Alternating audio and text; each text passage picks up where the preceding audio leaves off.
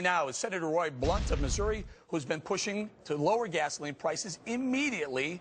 He's got some great ideas. Senator, thank you for joining us. Give us a sense. First of all, give us a response, your reaction to the president's energy policy from earlier today. Well, Eric, it's good to be with you, and it's good to have a chance to talk about this. I don't know how many times we have to learn the lesson that our economy is dramatically impacted by energy, and we need more American energy. I would say the speech I heard today was not the speech that is based on the policy that this president or the Secretary of Energy had 2 years ago. Remember, 2 years ago, the president in late 2008, I guess 2.5 years ago, went to the San Francisco Chronicle, and he said under his electricity prices, utility bills would skyrocket. Necessarily, I think he said necessarily, right? Necessarily skyrocket. Right. That's exactly right.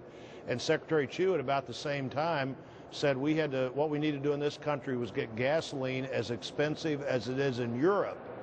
So their inclination was always, let's make energy so expensive people don't use it. Hopefully they've figured out that's a job killer, it's an economy killer. We're not Europe, we don't do our business the way Europeans do, and we need more American energy. And frankly, in spite of the comment about drill baby drill, I thought I heard a significant amount of what the president was saying was we need more of the traditional fuels as well as we need new fuels. So let's see if they put their regulations and their process where their speech is, and try to get more American energy from traditional sources as well as new sources. Senator, the last 2 days or so, maybe even 3 days, including today's speech, Mr. Obama took credit for increased production of crude oil. Now, we know crude oil production peaked in 2009, but again, it peaked because of policies that were in play or put in motion under George Bush. Isn't that right?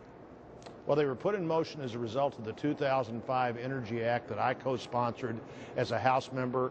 By 2007 or so, President Bush had the rules and regulations in place that new bill allowed.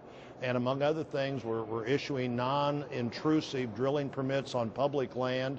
77 of those permits were eliminated by this administration almost in the first week. And these are policies that they haven't stopped yet, but they certainly aren't policies that they initiated.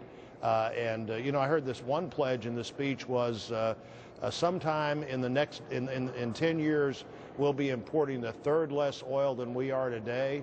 But I never heard an explanation of how that was going to happen. That would be like me saying in 10 years we're going to have a third less cancer than we have today. I mean, you have to have some plan that goes along with solving these big problems. So again, is it disingenuous? Is he, this is a tough word, is he outright lying to the American public, taking credit for this, the increase in drilling that occurred leading up to 2009? I mean, he wasn't president leading up to when those wells were permitted. He wasn't president when the rigs were put in the water in the Gulf of Mexico, and he wasn't president when the oil started coming out of the Gulf, out of the ocean. I think it's fair to say that the only impact this president had on 2009 was the negative impact of eliminating leases that the previous administration had issued. So any positive impact happened because of what had happened before he got there. I'd be pleased to work with the president and anybody else to get more American oil, more American natural gas, use our fossil fuels, including coal. We need to take advantage of the resources we have to grow our economy and create American jobs rather than to try to make these things expensive that nobody wants to use. Senator, I don't want to cut you off, sir, but we're going to lose you when gas gets so expensive that people don't want to use it. We're going to lose your satellite, sir, but in just a short, real quick soundbite, you had a fantastic idea you sent to us. You pointed out that if you drop the winter-summer blending for gasoline, God knows how many different blends are required by different municipalities and states and whatnot. If you drop that requirement, would that have a downward effect on gasoline prices? Oh, it absolutely would. Anytime you make gas a commodity again instead of a specialty fuel, you're going to have impact on price because it's easier for people to get that. And you may need 3 or 4 different blends of gasoline for clean air standards, but you don't need 30 or 40 different blends.